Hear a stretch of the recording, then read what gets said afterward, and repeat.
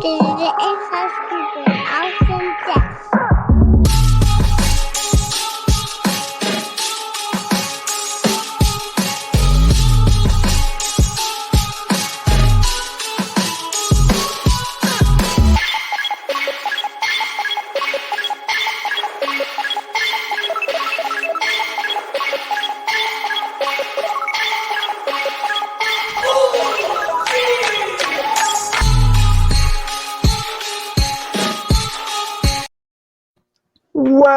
Welcome, everybody, to another episode of Inside Scoop with Alex and Jeff.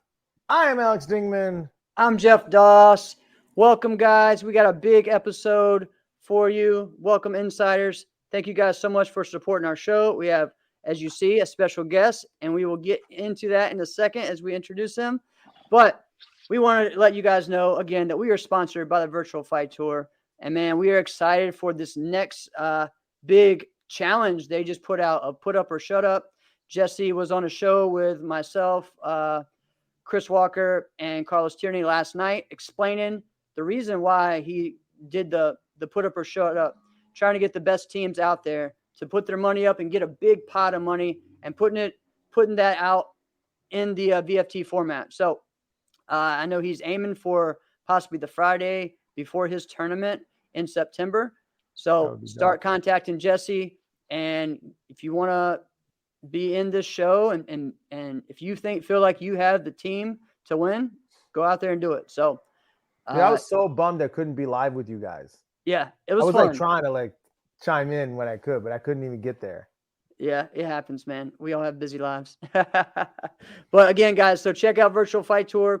Go to virtualfighttour.com and check out all their stuff. All right, so we got our special guest, Kyle Montagna. How you doing, my friend? I'm doing good. How are you guys? Doing well, doing well. Great to see you. It's been a long time. Like when we logged in, we're like, man, I don't even remember the last time. 6 years. Yeah. It's been six years since you stepped on the mat? It's been 6 years. 2016 was my last tournament, which was the U.S. Open. Wow. Yeah. Crazy. Jackson already saying what's up. Did you think, wait a minute, time out. Just before we continue, did you think that there would be a time where you'd look back and you go, I am 6 years removed from stepping on the mat? Recently, it kind of was brought up at my work. So I work as a firefighter paramedic. And a lot of the guys, so when I got hired, they heard that I was in martial arts and competed in martial arts. So automatically they're like, Kung Fu Kyle. It's Kung Fu Kyle, Kung Fu Kyle. So somebody asked me the other day, they're like, how long has it been since you competed? I was like, it's been 6 years. And then it hit me all of a sudden that I was just like, whoa, it's been 6 years. Wow. I couldn't believe it. Does it feel like it was like last year or something? Oh yeah, it still does. And I'm 29 years old. I'm turned 30 this year. I ended my career at 23. Wow. My sport karate career, and it's crazy to think that. Both of those things are crazy to hear. Yeah, I know. That you're 29 and that you ended your karate career at 23. This is just crazy to hear. Right. It's crazy. That was a lot. That's what people asked me at the U.S. Open when I was like, oh, I'm done. And they're like, how old are you? I was like 23. They're like, why? And I'm like, I had my reasons. And we'll get to it a little bit later, my reasons. Awesome.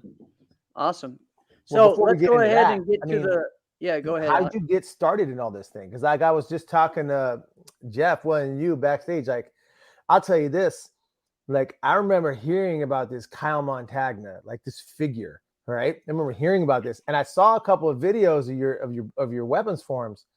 But the first time I actually saw you compete live, you were already on Paul Mitchell, right? Mm-hmm. And by the way, your form in person hits way different than it does watching the video. Yeah. Like the bundle of intensity that you have, right? Right. Is something rare from competitors today, but we'll get into that as well. But how did you get started in this stuff, man? So like anything, I got my black belt, and that was a challenge. I accomplished it. And then all of a sudden it was kind of like, okay, what's the next thing? Because at my karate school, there was never a push of competition. It was, oh, come to classes, we dabble here and there, but never the, oh, do you want to compete? So I got exposed to competitions from watching. So I'm from Florida. So we used to have this thing called the Sun Sports Network, and it had reruns of the U.S. Open, and it's going to bother me that I don't know the year. I believe it was like 1998 U.S. Open. I believe. Oh, that's like one of the most epic Richard ones. Brandon, Yeah. John Valera, Kim Do. Kim Do. Yep. Making them go again. I was watching that and immediately was just like, oh, I need some of that in my life. That's the coolest thing ever. And then they played the next one they played was, I forgot what year of US Open, but it had a young Wayne Douglas with the party looking mullet. Yeah. Business in the front, party in the back type thing. Yeah. Lauren and Casey. And I was just like, oh man. Yeah. I want to do that. So I learned a lot of the things from watching, and this is going to show my age. I would go on my computer, and it was a dial-up computer, so I had to tell my parents, oh, I'm going on the internet, dial up, and I would watch old sport martial arts videos. So I would watch guys like, I would watch Lauren, Casey, Joey Greenhall, Ross Levine, all those guys to pick up some stuff, pick up Bo, anything at the time. And I really gravitated towards the bow because I felt like it was easy. It came easy to me. It was easier to learn. I want to pause for a second. Raul, what year is this, about the time this is happening? Oh, this was about 2005 because that was the first year I went to the US Open just to watch. That's such a good stage. Awesome. And just in awe. This little kid, it was like a kid in a candy store, seeing Craig Henningsen, Matt Emming, Lauren, all these people that I watched on ESPN, I watched on reruns. They were there. And I looked at my parents. I was like, I want to do this. I want to do this. I want to do this. So I started off slow doing Kick USA in Florida. Okay. Won a national championship with that. And after I did that for a year. And after I did it for a year, I was like, okay, I want to go. Let's do NASCA. And my parents sat me down and they're like, you want to do this? This is what you're going to do. You're going to have to put X amount of time in, effort. And I immediately was like, yeah, let's do it. And how old were you? How old were you at this time? I was 12, just about to turn 13. All right. Yep. That's a good age to really take full responsibility for something like this, because while it's very good to get started at, 7, 8, years old, you don't really, it's hard to grasp mentally the kind of responsibility you have to have. But at 12 or 13, you also understand to a certain degree the financial burden that your parents are going to have on that. Right. Absolutely. And, my dad, he's a retired cop. He retired as a deputy chief for the same department I actually work for. My mom used to cut hair, and she then went into work as a paralegal, and it was a lot. And at the time, it wasn't until I got to a certain age where I really saw the finances going into it and being like, oh, this is, it's a lot, and it's like, that's like with any sport, football, baseball, sport, martial arts. There's some money that goes into it, and it's wow, they're really working a lot of money into it. So I got to really work hard, and I have to, go into, even the days I didn't want to go to practice, which all of us have been there. You know what? I have to hit a 2.5 hour practice, or an hour and a half practice, something to show that, hey, your money is going into the right place. It's showing that, the hard work is showing and paying off. So all right. I mean, what you just dropped there was pretty good, and it was important for, hey, if there are young listeners listening, right? This stuff ain't free. Right. But I mean, I mentioned this a lot. I mean, I'd say I probably drop this little tidbit like every third episode that I think sponsorships are backwards. However, karate's not really that expensive of a sport compared to other activities. True. Right? It's once you get to our level, Right. That's now, when because it's like it goes from like one extreme where it's like pretty low. Like what are we talking? Like because we're talking $150 a month maximum for what your monthly dues might be. That's just what you're paying. All right. Right. Then you have upgrades on pieces of equipment, but it's not every month. And then all of a sudden you go, boom, completely the other direction. Now you're doing in a regional, in a regional tournament or local tournament. Even still today, it's what, $65, $70 at the most for 3 divisions. You know what I mean? Local tournaments. And local tournaments, and depending on how far of a drive it is, you think about it. That's gas. Mm-hmm. That's time. If it's 4 hours away, okay, I'm not gonna. Some people will take that. Compete do the whole day and then go back. Or hey, I'm tired. Let's buy a hotel room. That's another expense right there. And then when you get to our level, you're buying a plane ticket, hotel. Hey, buddy. All your divisions, food. Mm-hmm. That adds up quick. And then once you come back, 2 weeks later, I have to go back again. Right. It adds up. And especially when you want to get to that level, it's the training as well, the private lessons for certain people. The extra, getting there a day earlier most of the time because you're doing so much, anything else they ask you to do, it's a lot. It's a whole different level though from competing. Because as an instructor right now, I have students that I'm trying to get to go to bigger events, and they see the price difference from 65 for 3 divisions to 65 or 70 or 80 for the first division, You're like, whoa, that's a huge jump, so it's tough. It really is. It's tough, especially in the times, unfortunately, the times we're living in today. It's tough. A lot of prices are starting to get jacked up. All right. It is what it is. I got to time out just for a sec. Yep. My boy, Zachary, say hi. Exactly. Hey, buddy. He wanted to see his dad. However, the reason I'm pausing is because you can see how sweet he's being. However, in this exact moment, Zachary, did you just fart on me? Did you just fart right on me? You did too. Give me a hug. I love you. You want to say hi? Say hi. No, say hi. Okay. Hey, buddy. Zachary. Are you gonna be a karate champion just like Jeff and Kyle? No. Okay. No. Well, I love you, buddy. Okay. All right. Give me a hug. All right, right here. Hey, right here. Right there. Oh, okay. There we go. Nice, buddy. I love you. That's good stuff, man. Love you, bud. Sorry about that, guys. No, you're good. That's good stuff. But yeah, man, it's a lot. It's a lot. So Kyle, let's get into, like as you get into NASCA and who you start training with to get you to that level. So I don't know if you might remember this name, Ricky Morris. Mm-hmm. Do you remember that name? Yes. Okay. Very competitive. So his father used to work with my dad in the police force. Okay. So they introduced us to Lauren. They're like, hey, we have this girl that we go to. She's local to South Florida area. Her name's Lauren Carney. And my parents are like, oh, okay. And once they mentioned Lauren to me, I'm like, Lauren Carney. What? Yeah. No, she lives 20 minutes away from us. They're like, yeah. That's so awesome. I was at a local tournament when they told us about it. That next day, I had a lesson with Lauren. That's so cool. That's pretty dope. That's cool.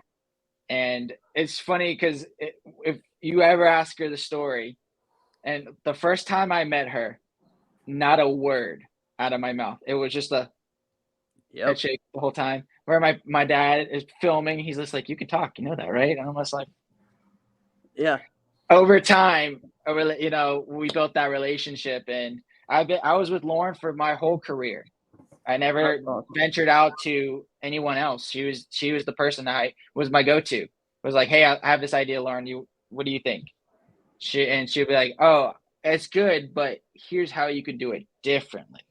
Yeah. And Yeah. that was a big part, a big piece in my career. That if I didn't have that, I wouldn't be sitting here talking to you today. You know what's That's interesting, cool. Jeff, is so I'm gonna ask you, Jeff. You know what's interesting is people when they say like, you know, like who really kind of did you model your training after, and especially when it comes to weapons, everybody says Casey, right? Yeah. Everybody says Right. Casey, but it's interesting just how many lives have been impacted by Lauren Carney. Big time. Huge. And Big I'm time. talking big time, right? Like major, like even like Jackson was on, right? Yep. And he talked about how integral, like even him getting on to Paul Mitchell was because of Lauren. And I'm assuming a little bit because of you. I don't know the story, but I hope we get into that, man. Right. Yeah. Yeah. It's crazy the lineage that a lot of especially the younger generation coming into this sport doesn't really know. Like that example, I believe Esteban Tremblay is one of Jackson's students. I wonder if Esteban Tremblay knows the lineage.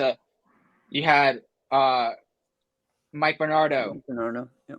Casey Marks, Lauren, Wayne Douglas. Yep. Becca Ross was a part of Lauren's lineage. Yep. Myself, Jackson, Ricky, Michaela Johnson. Yep. Even though Michaela did another weapon, it's still you're under that lineage and Right. just that history.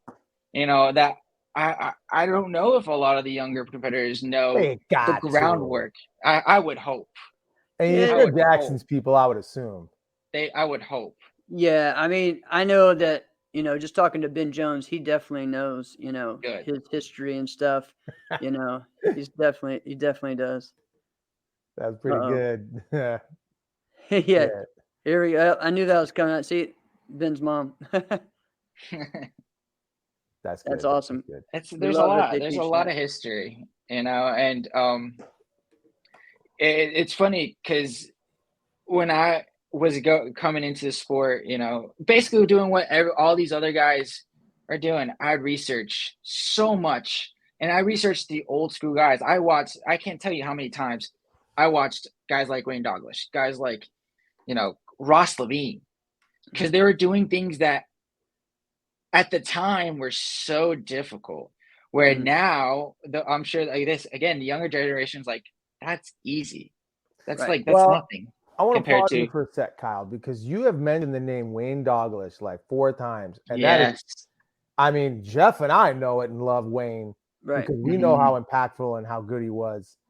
I don't believe the competitors of today really understand that much about Wayne. What was so special about Wayne to you? He just, to me, from watching reruns and everything, he came this 9-year-old kid that came out of nowhere and just was like, whoa. Not only it wasn't like he was doing difficult things. It just everything he did looked like the greatest thing ever. It was just like, oh my God. Like a spin throw catch. One of probably the basic things that you could do. He made it look like 10 times better, harder. And just the intensity. And that's one of the things like I try to model when I was competing. I modeled my intensity off the 3, Casey, Lauren, Wayne. The intensity, that little pit bull face that he had, like when he came in with the headband and everything. And he changed, you know, how it, again, a big impact in our sport. Big. And huge. And I hope, I'm sure all the younger generation, you know, if you haven't watched Wayne Douglas, do yourself a favor, go check him out. Yeah. You will not be I disappointed. think your intensity was up there. I think your intensity tops them all. It's the exception of Casey. I think you and Casey are there. Casey's just her intensity has its own personality. Oh yeah. Right. Yeah. So I don't know. Maybe was your intensity? Did you why? Because you were clearly the times I watched you perform. That's why I said when you perform live, hit way different. Was that like something intentional that like I will be the most intense person in my group? There will not be anybody more intense than me. I don't know if was that an intentional thing on your end? it wasn't so much intentional. It was just that's how I am. Thank you, I'm Lewis. really like I'm like that. I'm a ball of energy. So like I'm gonna give you everything I got. My thing was I'm either gonna go out give you my all and go out on my shield, Mm-hmm. or perform everything right to the best of my abilities. Catch it, drop it, whatever. I'm gonna give you my all, and I don't care if I pass out on the mat. Love it. I'll wake up, I'll get up and continue. That was always my mentality. Just give it your all. That's awesome, man. That's so good. So as you were, train with Lauren, what was your first team? And then let's talk about how that got you onto Paul Mitchell.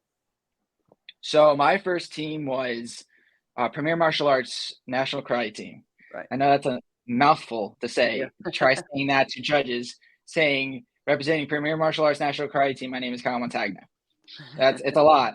We even thought about ways of trying to shorten it up. But I started out with Premier, and it was myself, Ricky Morris, Jackson. We were the original 3. Right. And then that's when Michaela started to come into play. After that, we were there. We were had the team for, I believe, a year and a half or so. Mm-hmm. And then we transitioned to Change the Game, which Right. was both teams were run by Lauren Carney. Okay. And I was on Change the Game for a year until the end of 2011. Okay. When I got in November is when I got the call to be on Team Paul Mitchell. On my mother's birthday, of all things. Oh, awesome. So yeah. That's cool. That's so cool. So let's, because some people don't know, and there was a lot of, there's 6 new members of Paul Mitchell a couple weeks ago put on. We have their event happening next weekend. Let's hear, like what was that call like, and what did that feel like, and maybe what was that first year like for you, maybe shock wise? Yeah. Did you know it was coming? I didn't know it was coming. So it was kind of, again, not a lot of people know this, but that 2011 year, if I didn't get picked up by any major team, was going to be my last year. Stop. Because, Wow. yeah, it was going to be my last year because the funds, it just started to add up. And we're just like, this is getting expensive. Now it's starting to add up a lot. And now it's like, we've been doing this for 6 years. So it was like, hey, we can do tournaments here and there, but we can't do all 13 or however many there were at the time. Right. I got the call. At first it was shock. It was just like 6 years of hard work. And I finally got that call to Paul Mitchell. The one that all the competitors dream of. Yeah. Yeah, that first year, was great. I was picked up with a good group of people. It felt like a family. Well, at that first time, wasn't there a number of people like going into the 2012 year? Because that's the first time I saw you was at AKA 2012. That was your first, I believe, your first Paul Mitchell event. Yeah. I don't know, but I feel like, was there a number of people that got picked up that same year at that time? 3 other people were Audrey Donahue and Austin Jurgensen. Were the 3 forms people that got picked up. Okay. Got it. So, and then later on that year, I think at the U.S. Open, that's when Jackson got picked up by the team. Right. Yeah. He's mentioned that. He's told that story. Right. Yeah. Great one as it is. So, yeah. Awesome. Awesome. So, So again, like, how much do you want to talk about as far as with JPM? Like, what was maybe? I'll go through the good and the bad. Let's Yeah. hear it all, man. So what did you expect? Unfortunately, it ended bad. Okay.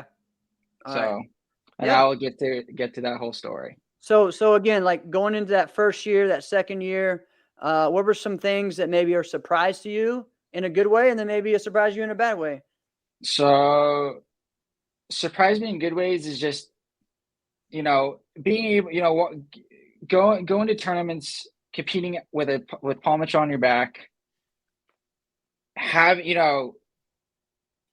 that awe when you walk, just feeling like, oh man, I'm walking in with the black and white, the looks, no one tells you, that you're also going to get the bad looks. Some of the things that started to for me personally was just like kind of like were red flags a little bit. Where like when all of a sudden, team members started to leave. We had one person leave.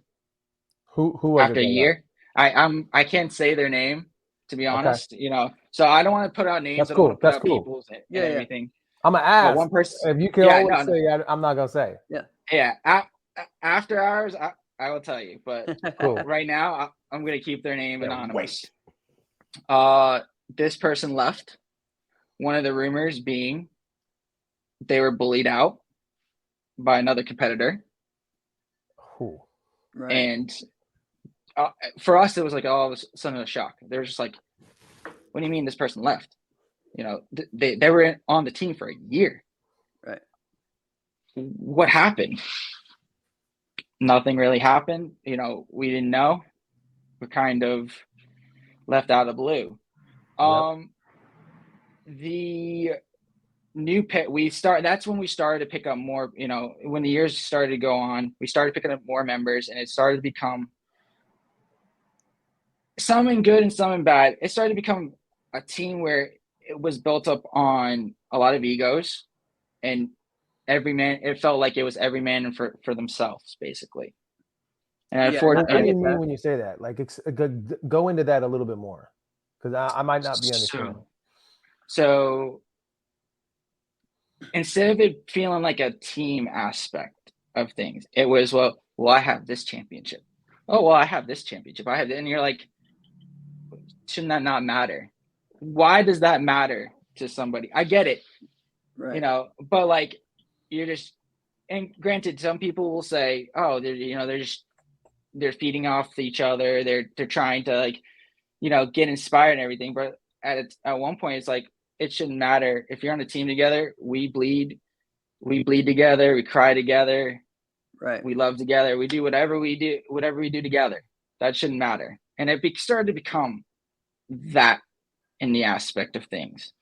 And I didn't like that all about me mentality. It's, well, this person's getting this thing, why can't I get this thing?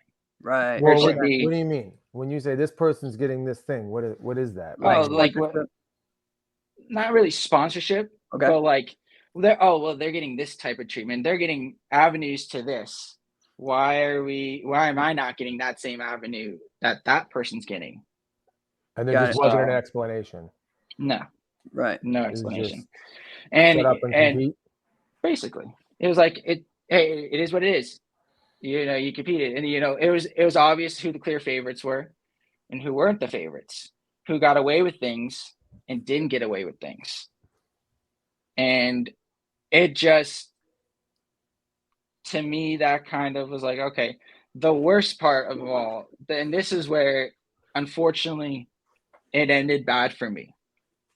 And it's tough to talk about, because it for me was a long time of, man, that sucked. I hated, the thought and the emotion, the healing to go into it. So yeah, back when I was in 2016, I just did the Fire Academy, which is a 3-month thing, 16 weeks, Monday through Fridays.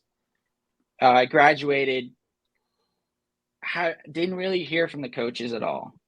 I heard from Lauren, but that's about it. Mm-hmm. No other coach. And I was on vacation. I just graduated, just was on vacation when I got a phone call from Lauren. And I was like, oh, hey, Lauren. Hey, Lorene, we have a little thing going. When she just said, hey, Kyle, that's when I was like, okay, what's going on here?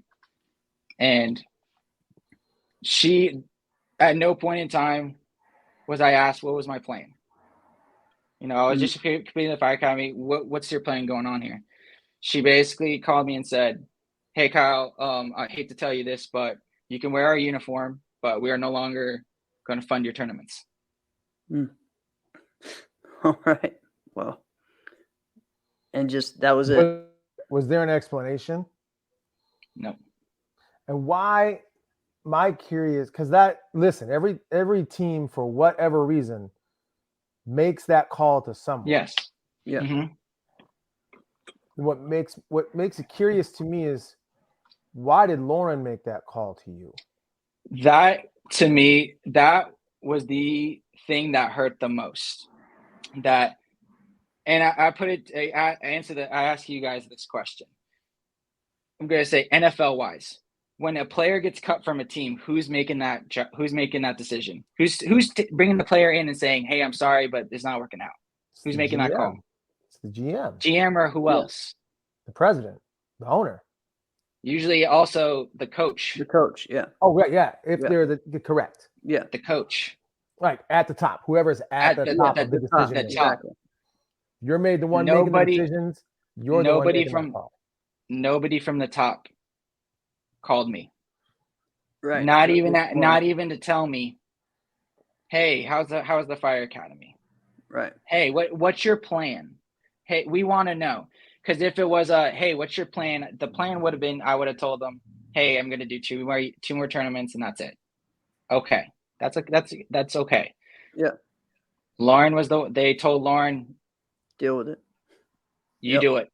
Yep. And that to me was what hurt the most, because again, Lauren not only was a coach to me, she is a family member.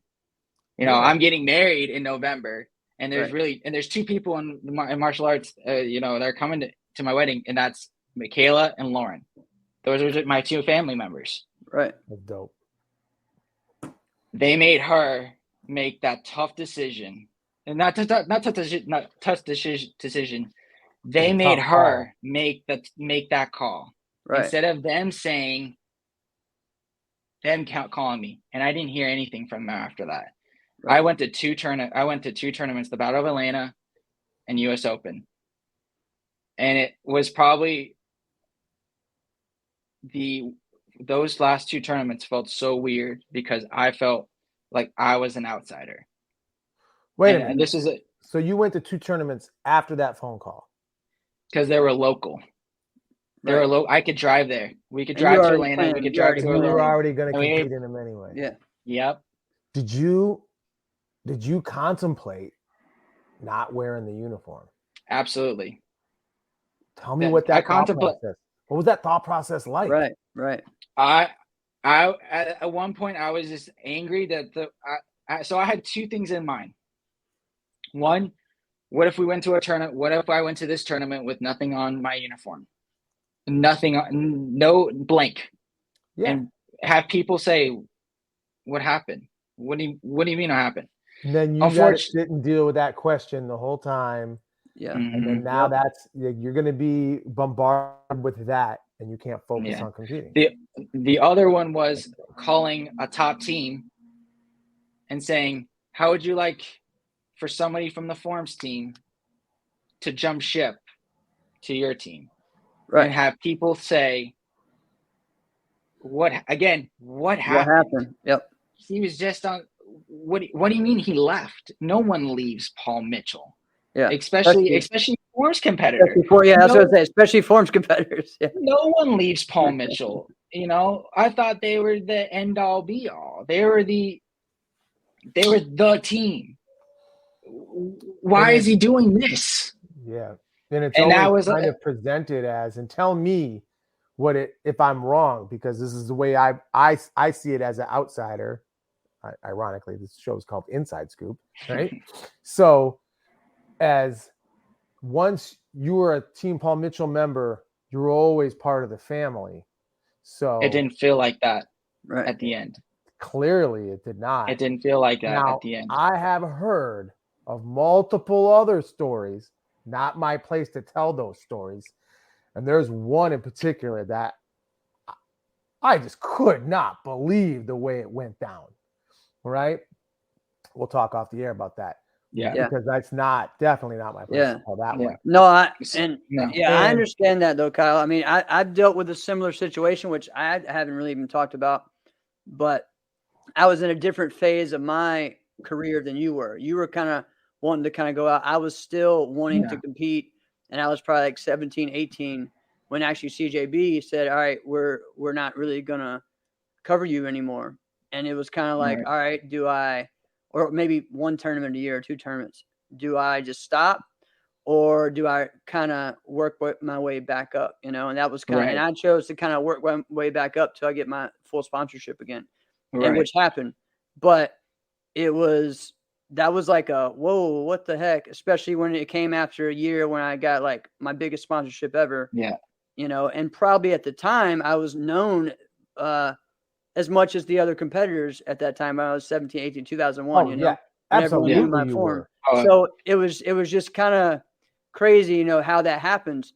But, and again, it could be like a stab, right? So I definitely understand, man. And again, I think the hardest part was having to go to those 2 tournaments and wear that uniform, but not really want to wear it, right? Yeah. Yeah. Because unfortunately, it felt like I was a number. I wasn't I wasn't Kyle Montagna, the last year's ISKA synchronized weapons champion, multiple time world champion. I was your number 95 out of however many competitors they have had on the team. I never, and then none of the coaches really ever came up to me, except for Lauren.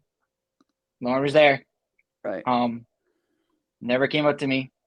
Never said thank you for your 4 years of service. Nothing.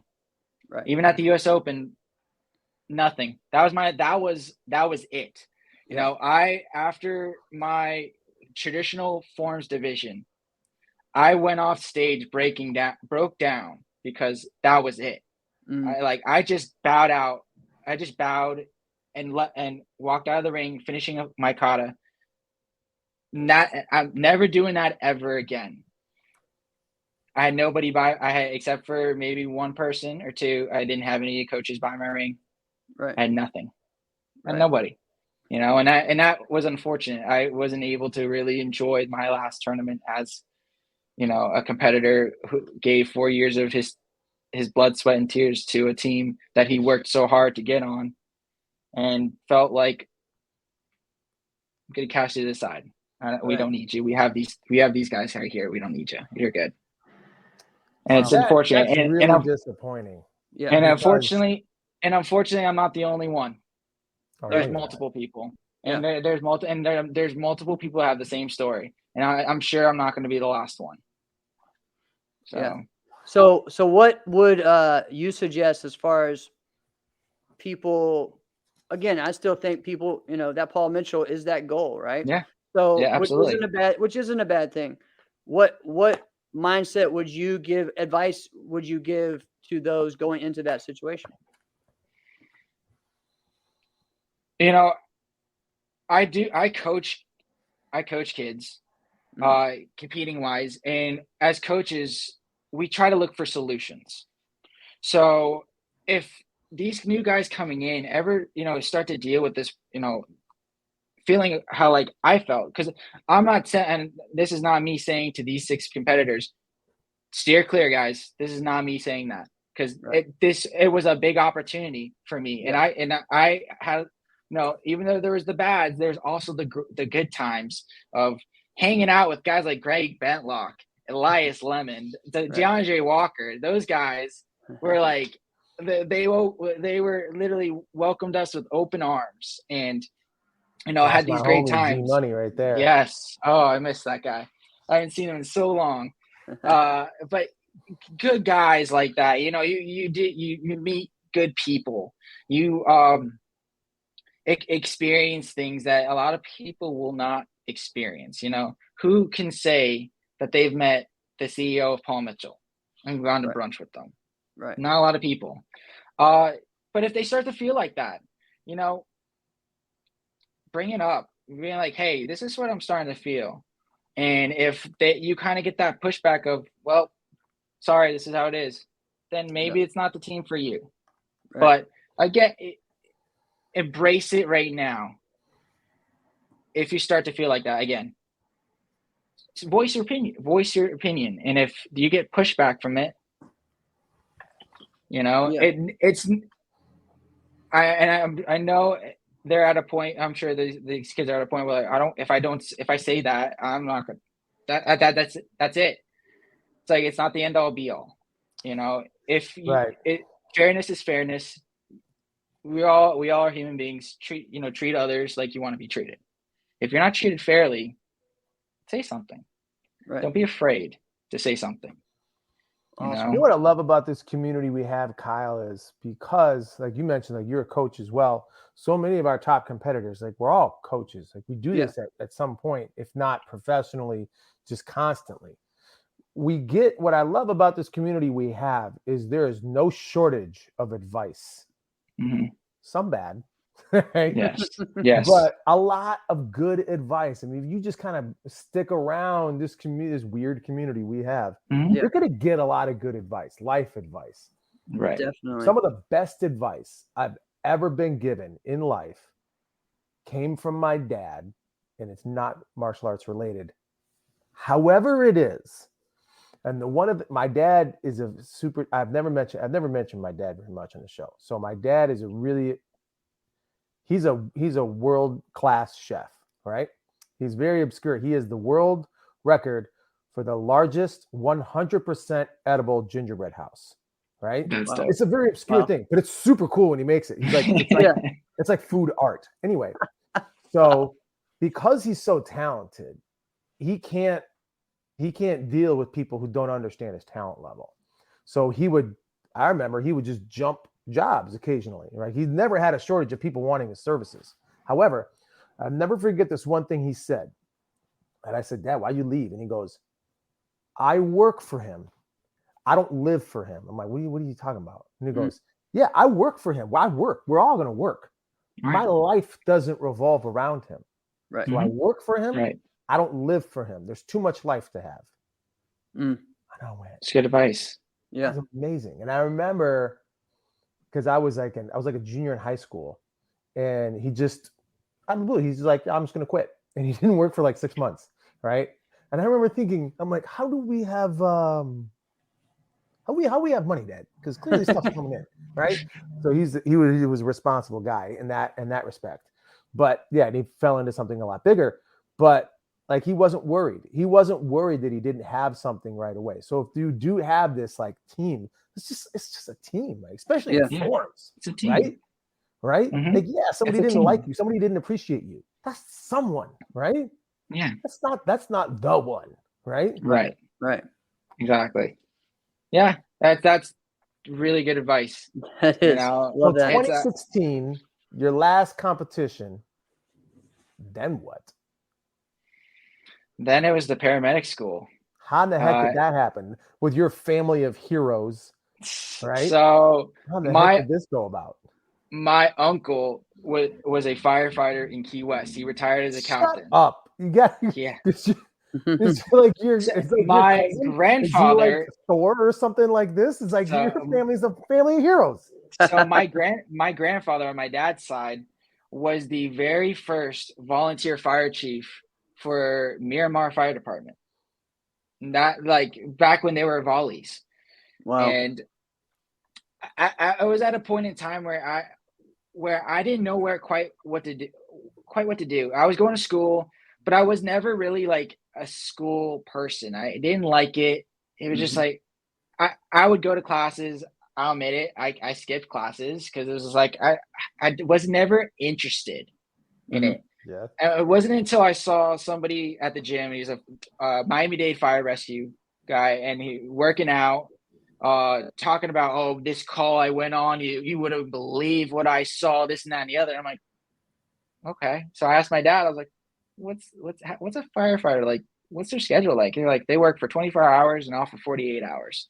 They work six shifts and are off a mandatory. They get one shift off mandatory before they go to another 6 shifts. Right. And I'm like, okay. It's like, pension? Do you have a pension? So I went to EMT school while I was competing. So when I was going through EMT schools, when I went to Ireland and competed and came back and did a midterm exam, did my ride times, fell in love with the job. And I fell in love, and what I fell in love with most of about firefighting was the brotherhood. That, hey, we are going into buildings that are burning. While everyone's running out, we're running in. We're going into some sketchy situations. I can't tell you how many times.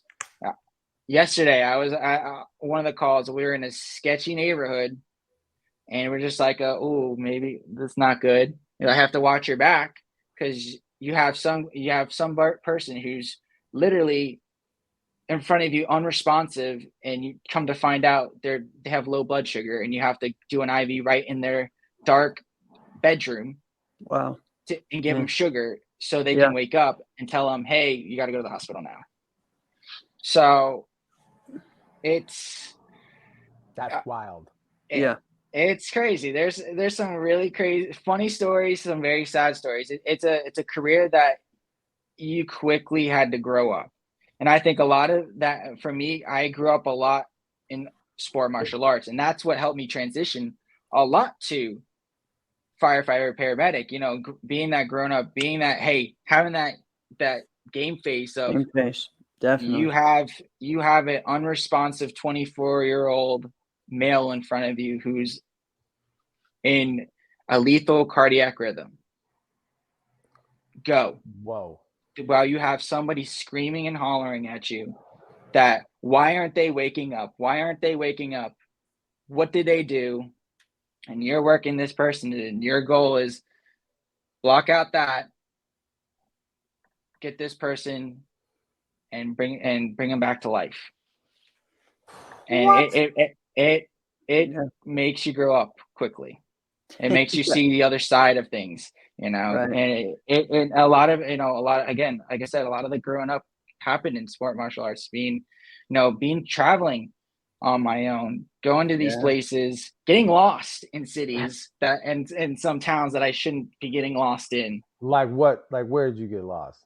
Oh, I got lost in Louisville when that's an easy one. I forgot it was what year it was, but we really wanted White Castle. So we're just like, let's go to White Castle. We walked. What town are you in?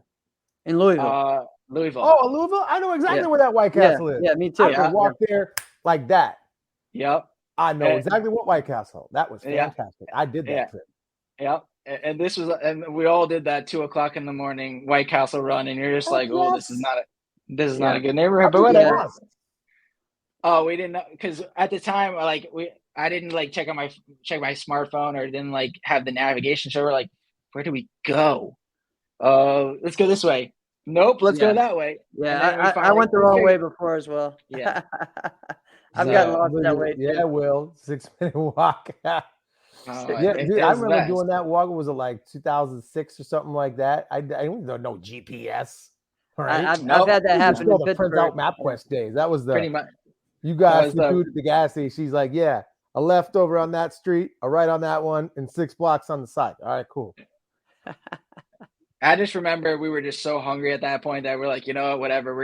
I think we started eating the burgers right as we were walking, just because we're so hungry. We went all the way there to get 10 different burgers. We're going to come back. We're going to eat them all before we even get to the room.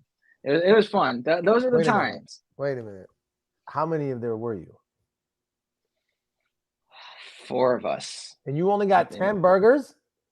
That was for myself. All right. That's what I'm talking about. That was for myself. That's just claps to you, my friend. Yeah, that was myself. I was like, $20 got you a lot. I was like, $20 for $10. Yeah, give me 10 burgers. $20. Yep. Keep the change. There you go. Every time I went to New Orleans, it was always for me I had to stop before I went home. I had to stop by the Crystal, and I would just get 20 Crystal burgers, which is the same thing. It's the southern version of White Castle. Okay. Oh, all right.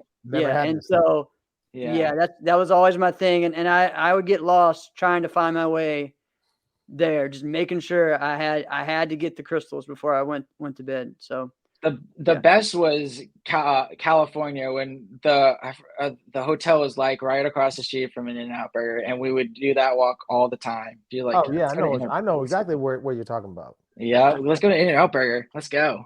Let's And go. like literally That's spending right. all night, literally every day, In-N-Out Burger. Just be like, because it's In-N-Out Burger. We don't get that in Florida, so Right. we're gonna take advantage of that. That's right. Which is good, but then at the same time, you're like, if you lived right there, you probably wouldn't have it but once a year. Oh, probably not. Yeah, Yeah. But for every sure. time Like you that's go, like, you're like, all right, let me have some of this. oh yeah, absolutely. Like, hey, let me get two of those. Two of those, when all like the people from California that were hanging out with us were like, "Are you guys gonna eat?" No, we don't. We eat that all the Exactly. Yeah, time. because they have But it. same with Jack in a Box. I would go to Jack in a Box and get the French toast sticks. Those things were bomb. Oh my god, those are These are great. legit. And all these people were like, "Oh, they're so good." And we're like, You "We know, don't used to get this." French toast sticks. This was so strange because you brought up Greg Metlock. This dude, I used to travel with this dude. He would like plan out, be like, all right, when's your flight? Oh, you're gonna fly out when I fly. All right, cool. When are you flying? 5 a.m. What?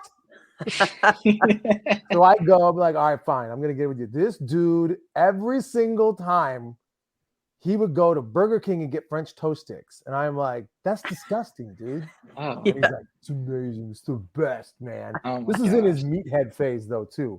Right when he was off of playing football. Oh my gosh, this dude. That's Watch out for hilarious. that episode of Inside Scoop if he ever jumps on. That's gonna be Oh my something. gosh, that would be awesome. Yeah, working on that, right?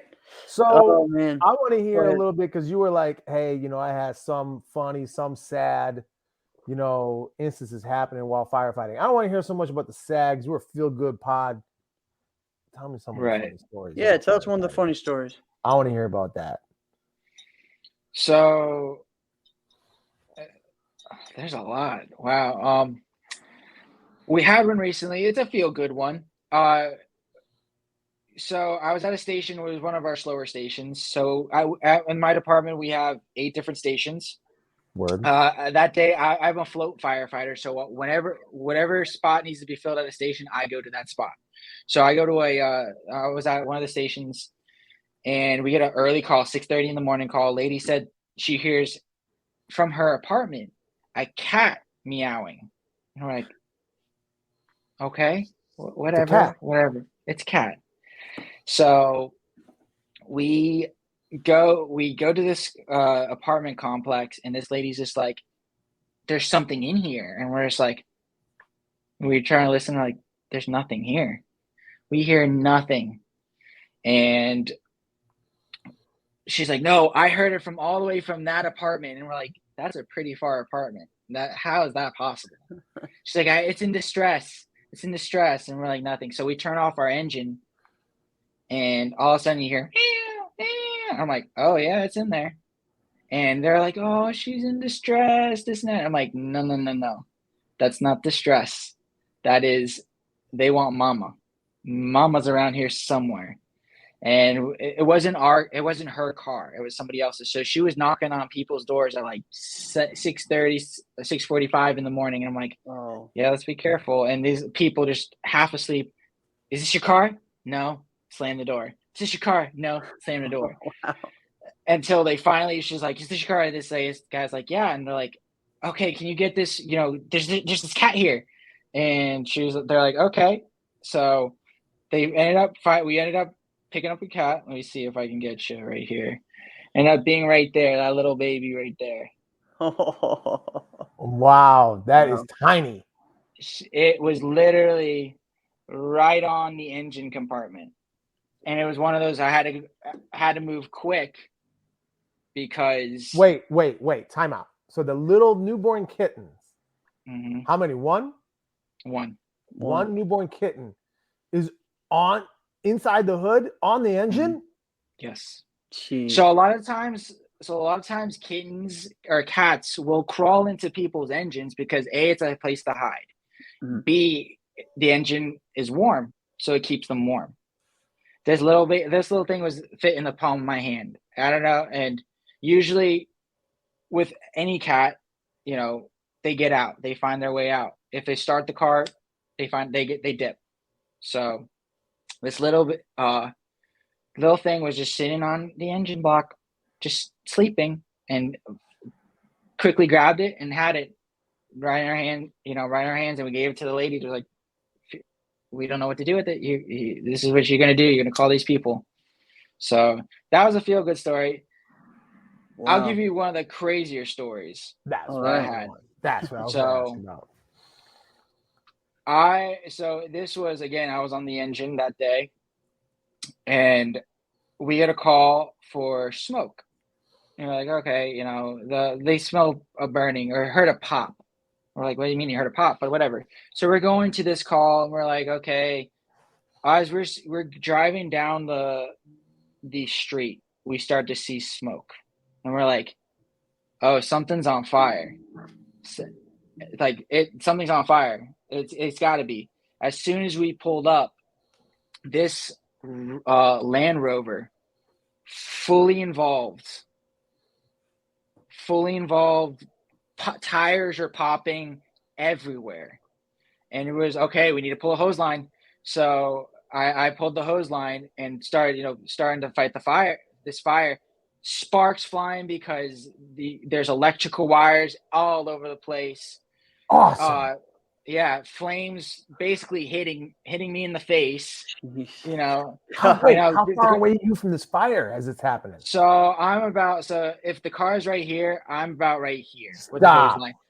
Inside the car, inside the window, trying to put out this fire, where other people are working, because what the homeowners did, which if this ever happens, do not do this. They opened up the garage, which if it would have spread, the whole house would have gone and caught fire. So keep the garage door closed. Keep the fire contained. Yes, right? keep it contained. Keep it contained. Unfortunately, they were in so much shock because they're like, we heard a pop, and all of a sudden they open the door and they're just like, oh, it's fully involved. Like, and they left it open. Cars, yep, and it was starting to move to the next car, and the windows started to melt on the car. It got that hot. So that was one of the crazier fires I had with the department I'm with. Wow. Kind of like, oh crap moment. Yeah. So, wait a minute. I don't get it. So you're like this far from the fire. How did you have eyebrows still? I don't get that. So I was wearing what we call an SCBA mask. So I had a mask that I was breathing oxygen through, because you don't want to be breathing all that toxic fumes that are coming from fires, especially the materials that are in cars. That's a lot of it's hydrogen sulfate. That's shows how little I know about fighting fire. Yeah, that's all bad stuff that you do not want to be breathing in. Right. So and that's protecting me, protecting my face, and I have what we call bunker gear on, which right now I'm about 180 with bunker gear and my pack on. I'm about 230. Wow. So it's yeah. Wait a second. You're joking. You're 50 pounds worth of stuff. So our air pack itself is about, with the harness, it's 30 pounds. 15 pounds for the bottle itself, 15 pounds for the harness that we wear on and control. And then you add the jacket, you add the helmet, you add the pants, you add everything to it. It adds up. We steel toe boots. It starts to add up. The worst is when you have to, and I fortunately, when I was on my probationary year as a firefighter, had to experience was a high-rise fire, which was a 10-story fire, which was in an apartment building that we had to walk up 10 flights of stairs. And by the time we got there, we're like, oh my gosh, we're exhausted. Now you have to go to work. And you have to fight fire that was pretty hot. Yeah. And then guess what? You have to walk all the way down the stairs. That's right. Luckily we took breaks, but it was just like, wow, that was a killer fire. Yeah. So man, dude, just hey, thank you for what you do, man, because that's intense. I mean, that's appreciate it. yeah, it's wow, it's wow, Again, man. like I said, it's and we're cross trained as firefighter paramedics. Mhm. So when you go on, so the firefighting stuff is great, but the rescue part is where you see a little bit more of like you're going into people's homes, you're interacting. You know, I was when I was Like on if someone probation, OD'd or something like that, you're we responding get to a that. lot of those. You know, we get a lot of those where we have to, you know, a couple of shifts ago we had that where a guy was OD'd and we gave him Narcan, and he was in a really What? bad area of What'd his you say? house where Narcade? What is that? Narcan. So What's that? Narcan is a drug that reverses the effects of opiates. So basically, if somebody were to take, say, oxycodone, a little bit too much oxycodone, or a harder drug like heroin, they OD. Yeah. We give them this drug called Narcan, and we wakes them up. And you're like, and they basically will give you three options that you get. You get one, that you get the confused look. Two, you get them puking at you. Three, you get them angry because you just took away their high. Right. Wow. And Dude, you were dead 10 seconds ago. Basically, there's been times where we were like, you know, you were dead a couple minutes ago, right? And they're like, that was They good don't stuff. believe you. Yeah, that was good stuff. Why'd you do that? You know, you know, this year or past 2 years, I've been on the department for 2.5 years now. My first year, we dealt with COVID, and kind of that weird aspect of like, we didn't understand what it was. You know, that we were on some calls, we were gearing, you know, we were putting a full like Tyvek suit, which looks like a painter suit on, because we didn't know what this thing was. Yeah. Where now now we have a better understanding. We have different protocols that we set to be like, okay, hey, we have a COVID call. Okay, this is what we're gonna do. We're gonna put them in the stretcher, this and that, and the other. Take them to the hospital. We're gonna let the hospital know, hey, we have a COVID call. So it's not often that we have them now, but before there's every shift. Wow. Wow, man, amazing stories, man. Great stuff.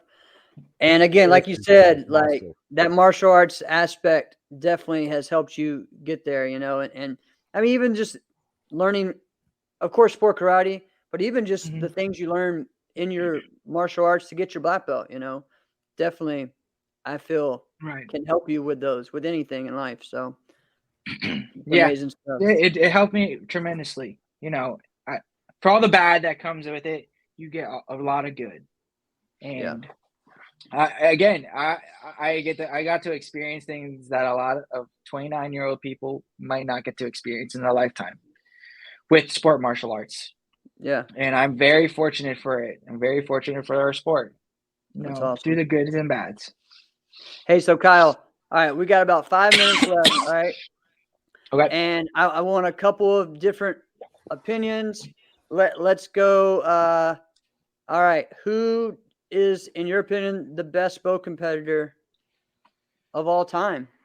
Or you don't have to say one if you want to do top three, whatever. So I would have to say it's kind of like a top six. It's like wow. You got Wayne, you got Lauren, Casey, Mike. I'm going to throw Jackson's name in there. Yep. You know, because Jackson has done things that has changed the way bow has been done. Yeah. And this is the last one is a toss between two people, Ross Levine, Nate Andre.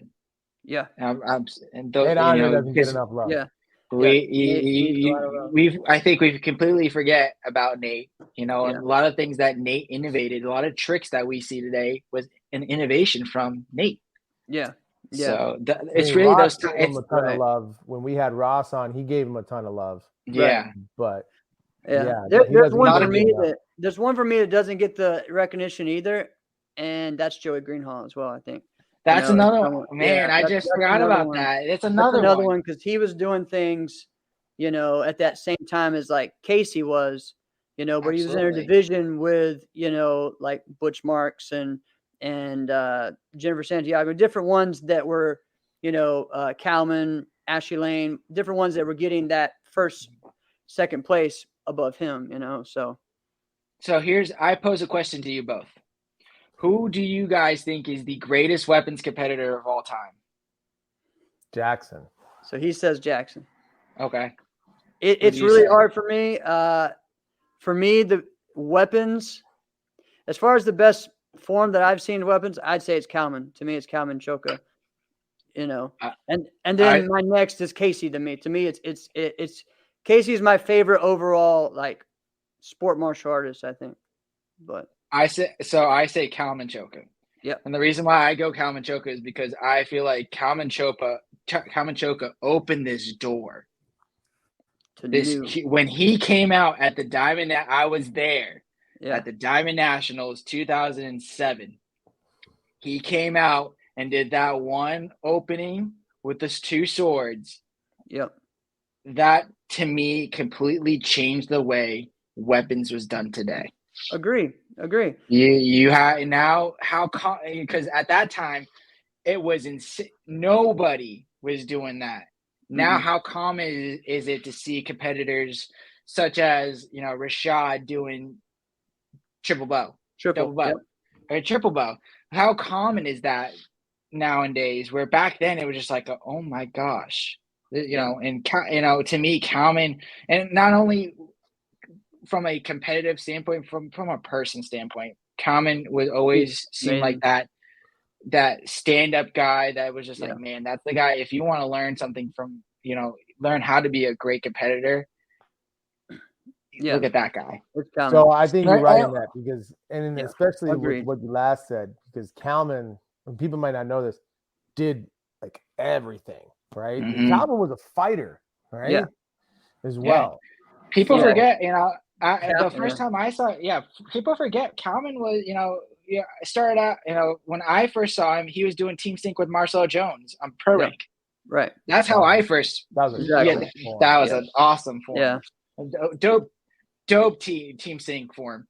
That's how I saw Kalman, and then he's a man that could do a lot of different things, and I think a lot of people forget that. They see that double sword, but they forget this guy was doing forms, this guy was doing fighting, this guy was doing sync, he's doing all this stuff. Kalman was competing nationally at age 8 and 9. Yeah. Okay, so when I got onto the circuit and I was 10, he had already been on for at least a year, and he was already on Metro at 9. And like he gets on, he starts not really even. I'm saying almost until he was like 18, till he really, or maybe even 19 or 20, till he really started getting his success as far as winning first places and winning grands. He had a couple of wins in 2000 and 2001 with extreme forms, but when it really, like, he put in his time, and he kept going and didn't stop, and again, like you said, like he was winning teams, and then that built his way up to really innovating the sword. And really a lot of his wins at first came from traditional, and then working his way up. So he put in his time. He went that's why I have so much respect for him, man. Yeah. I've known him since we were literally like competing against each other, from 9, 10. We were always that same year. You two were always like, you were. Yeah. Like So it was just, it was one of those things, man. A great guy. And we would fight against each other, do weapons, do forms, everything. So, you know what though? I got a question though. Would you really, as far as weapons, would you put Kalman above Matt Emming? Yeah. I would say he has more success. It's really hard because to me, I think both of them are the best ever in their weapon. I don't ever see. Yeah. That's the difference, I think. I don't know if I've never seen anybody better than Matt at a nunchuck, and I don't know. Yeah, it's hard. I don't know if we're gonna see anybody better than that going forward. No, it's hard to say that because you say that about so many people. Like, oh, you've never seen the best, fighter you've ever seen, right? And and this person, right? Yeah. Oh, Yeah, he's the best we say- forms person in this way. Like, never say this is the Yeah. nobody's ever going to be better than we this person. we in extreme say forms. we That's say always that we say that, but what we don't know is by that next tournament, this kid can come out of nowhere and be like, where did this kid come from? And he's doing Exactly. double sword and doing things that Yep. we've never We've seen never before. seen. Even that Cowman would be like, I've never done this before, type Exactly. thing. And it is truly a never say never type thing. We don't know, but like I totally agree with you, Alex, about Matt. There to me, there is no Yeah. there's I no think person the who will hardest be. thing, the toughest thing against Matt is people literally forget how great his performance was at the Diamonds in 2011 with his weapons form. Yeah. And the reason they forget how great it was is because Because Cowman had Cowman. maybe one of the single greatest performances in martial arts Oh, history yeah. Yeah. in that In the same, same time. division. It's Yeah. not. Like, That how's was- that fair? Right? Yeah. Like, you know what? I'll compare it to this. Because I'm a Minnesota Vikings fan, right? Forever, right? This is like a throwback, like throwaway record. There was Steve Young had like the highest quarterback rating for a season ever. And it was like 111 point whatever, right? Dante Culpepper, which is the name of people are like, oh, you remember that name? He blew it out of the water at like 114 and Yeah. change. But I it remember that didn't name freak- because he was a Dolphin. But it was before the Dolphins. It was when he was Yeah, Yeah. 2004, I remember. when he was with the Vikings. He was like, they were killing it. But it didn't freaking matter because that year Peyton Manning broke like the touchdown record and had like blew the record out of the water. Had like 128 and change, and it was like, all right, so no one will ever remember that How- record that Dante Culpepper kind of broke, but didn't really because of what Peyton Right. Manning did. That's the same thing that happened to freaking Right. Matt Emig. Yeah. Yeah. Yeah.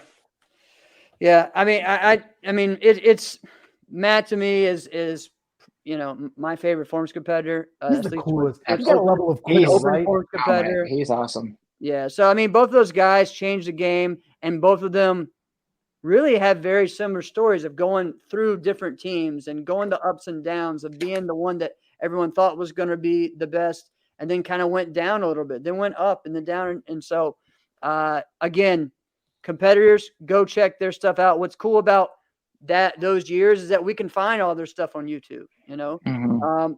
That's my only thing now is over the past 5-6 years, there's not as much stuff on our current competitors on YouTube. So it's all I think we've streamed. been and stuff, too so- dependent on Live stream. sportmartialarts.com. Well, and live streams. I mean, everyone live has it streams. on their phone, which Yeah. is good. It's just harder to Yeah. search sometimes. So, all right, let's give your opinion on the current state. Do you follow sport karate now? Do you? I do follow. I still keep in touch with like what's going on, who like the top competitors are. I like today I looked up who were a little bit about the 6 new JPM members. Yeah. I knew 3 of them already. I knew Isabella, Avery, and Sam. I used to compete against Sam, and then Avery, remember when she was like 5, running around tournaments and everything. Same with Isabella. Remember when she was the little girl, running around these tournaments, and then all of a sudden they're dominating their divisions. Yeah. It's crazy. So Awesome. What awesome. about Ben Jones? You see a little bit about him? he has a lot of potential. That's what I'm saying. A lot of potential. And if they could develop him. And not, my big thing is with those guys is not so much push you need to win. And instead of being like, you know what, let's develop you Correct. and make you better and develop you because the wins are going to come. Let's face it, the wins will come. But instead of pushing you, giving you, because I'm going to give those. You're guaranteed second place. Yeah, I'm going to give those. It's true. So for those 6, if they're watching right now, I'll give you get a little piece of advice. This tournament coming up next week, you're going to be nervous. You're going to be hella nervous because you are wearing black and white. it is a cool but scary thing to be like, oh crap, I'm wearing the black and white. The pressure, you feel like the pressure is on. Everyone's looking at you because everyone's looking at you for either the reason of, oh, good job, you're on JPM, or you shouldn't be on JPM. Why I should be on JPM? Why are these people on the JPM? They're gonna give you that. Take the time, to find like your inner zen, whatever. Be like, it's not your first rodeo. Take Paul Mitchell away. Take that. They don't even think that's on your back. Think of that, whatever team that you were on beforehand. Think that, okay, that's still on my back, and go out there and do what you do. You've done this before. Like they wanted you for a reason. Yeah, exactly. Continue to do that. They chose you out of other people for a reason. So go out there and show them why you were chosen. That's my biggest advice for them. Awesome. Great stuff, man. Kyle, dude, like, this has been fun. And yes, absolutely. Lots of fun. Thanks for sharing. Thanks for giving us the inside scoop on things and digging deeper on some stuff, that maybe you haven't shared before, especially on a platform like this. So I think it's good for us to hear both sides. You know what I mean? Right. Positives, negatives, just the whole journey, because that's the only way all of us are going to grow and make the sport better, and make it a safe place for kids, adults, everybody, not just physically, but, emotionally, spiritually, everything, relationship wise, all of that. So there's so much we all have learned from the sport, and the more that we share those stories, the better. So. Absolutely. Thank you for having me on. It was a real honor. Good hanging, brother. This was a lot of fun. For the first time. It ain't going to be the last time, right, Kyle? You going to be on again? Absolutely. Oh, absolutely. I'll be on again. Yeah, man. All right, this Alex. has been another episode of Inside Scoop with Alex and Jeff. I am Alex Dingman. I'm Jeff Doss. See you guys.